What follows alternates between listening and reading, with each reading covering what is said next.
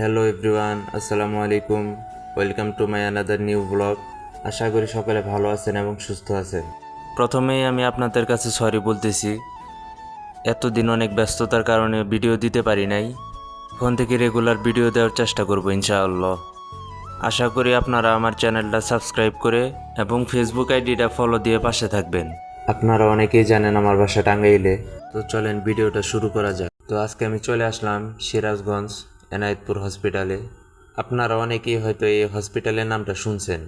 আজকে আমি আপনাদেরকে হসপিটালটা ঘুরিয়ে দেখাবো এবং সারাদিন কি কি করলাম সেগুলো আপনাদের সামনে তুলে ধরার চেষ্টা করবো ইনশাআল্লাহ। আমি সকালে ঘুম থেকে ওঠার আগে আমার ফুফাতো ভাই ফোন দিছে, যার বাবা অনেক বেশি অসুস্থ। তো আমার ফুপাকে রক্ত দিতে হবে, এই জন্য আমি চলে আসলাম সিরাজগঞ্জ এনায়েতপুর হসপিটালে। এনায়েতপুর হসপিটালের কথা অনেক শুনছি, কিন্তু কখনো আসা হয় নাই। আজকে এসে বুঝতে পারলাম এই হসপিটালটা অনেক বেশি উন্নত এবং সুশৃঙ্খল। আপনাদেরকে আজকে পুরো হসপিটালটা ঘুরিয়ে দেখাবো এবং সারাদিন কি কি করলাম সেগুলো দেখাবো। তো সম্পূর্ণ ভিডিওটি না টেনে দেখতে থাকুন, আশা করি ভালো লাগবে। প্রথমেই আমি আমার ফুফাতো ভাইয়ের সাথে দেখা করলাম। দেখা করার পর বললাম আমি আমার ফুপাকে দেখতে চাই। উনি আমার বড় ফুপা, তো ছোটোবেলা থেকেই দেখেছি উনি আমাকে অনেক বেশি ভালোবাসতো এবং সবার থেকে অনেক বেশি আদর করতো। উনি প্রায় 1-1.5 মাস যাবৎ অনেক বেশি অসুস্থ, যার কারণে আর থাকতে পারলাম না, দেখতে চলে আসলাম। এতদিন দূরে থাকার কারণে দেখতে পারি নাই, তাই ফুফাতো ভাইকে বললাম যে ফুপার সাথে দেখা করব। ও আবার আমাকে বলল ভিতরে যদি যেতে হয় তাহলে অ্যাপ্রন কাপড় পরে যেতে হবে। এটা হচ্ছে এখানকার রুলস, যার কারণে আমরা অ্যাপ্রন কাপড়ের জন্য চলে গেলাম মেডিসিন বিভাগে। এই হসপিটালটা অনেক বড় এবং অনেক বেশি উন্নত, তো আমরা চলে আসলাম অ্যাপ্রন কাপড়ের জন্য। এখান থেকে আমরা অ্যাপ্রন কাপড় নেব। যদিও এখানে একদমই ভিডিও করা নিষেধ, তারপরেও আপনাদেরকে দেখানোর স্বার্থে ভিডিওগুলো করতেছি।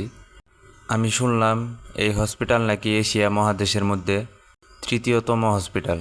তো আমার জানার ভুল হতে পারে, তো আপনারা যদি কেউ জানেন তাহলে কমেন্টে জানান। তো আমরা এখন একটা কাপড় এবং একটা মাস্ক পেয়ে গেলাম। তো এটা পরে আমরা ফুপার সাথে দেখা করতে যাব। তারপর কাপড়টা পরে আমরা ফুপার সাথে দেখা করতে যাচ্ছি। এখানে একজন একজন করে ভিতরে ঢুকতে দেয়। উনি হচ্ছে আমাদের ফুপা। ওনার শরীরের কন্ডিশন অনেক খারাপ। আপনাদের কাছে ওনার জন্য দোয়া চাই, আল্লাহ তাআলা যেন ওনাকে দ্রুত সুস্থ করে আমাদের মাঝে ফিরিয়ে আনে। যেহেতু রক্ত দিতে হবে, তাই পেট ভরে আগে খেতে হবে, তা না হলে দেখা যাবে শরীর দুর্বল হওয়ার কারণে মাথা ঘুরিয়ে পড়ে যেতে পারি। তাই ফুপাতো ভাইকে বললাম কি খাবি চল আমরা খেয়ে নেই। তারপর চলে আসলাম আমরা দোতলা একটা হোটেলে। তো এখানে এসে দেখি মাংস রান্না হচ্ছে। মাংস রান্না দেখে নিজেকে আর কন্ট্রোল করতে পারলাম না। যদিও ফুফাতো ভাই বিরিয়ানি খেতে চাইছিল, বিরিয়ানির দোকান খুঁজতে খুঁজতে অস্থির হয়ে গেছি, কিন্তু একটা বিরিয়ানির দোকানও পেলাম না। তাই এখানে আমরা চিংড়ি মাছ ভুনা এবং গরুর মাংস নিয়ে নিছি। তারপর পেট ভরে আমরা খেলাম। এখন রক্ত দিতে হবে, যার কারণে চলে আসলাম আবার হসপিটালে। ফুফাতো ভাই আমাকে বারবার জিজ্ঞাসা করতেছে আমি ভয় পাচ্ছি কিনা। যদিও মনে মনে একটু ভয় কাজ করতেছে, তারপরও আলহামদুলিল্লাহ, আল্লাহ তাআলা যাতে আমার ফুপাকে দ্রুত সুস্থ করে দেয়। এখন ব্লাড দেওয়ার জন্য চলে আসলাম আমি কেবিনে।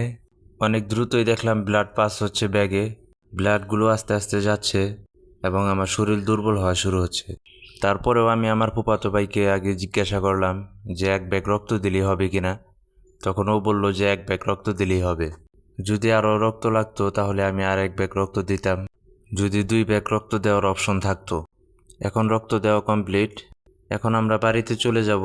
তো বাড়িতে যেতে হলে আগে যমুনা সেতুর ওপারে যেতে হবে। তো দেখেন গাইস, এটা হচ্ছে আমাদের যমুনা সেতু ব্রিজ। দেখেন কি অসাধারণ ভিউ। আপনারা যমুনা সেতুর ভিউটা উপভোগ করতে থাকুন।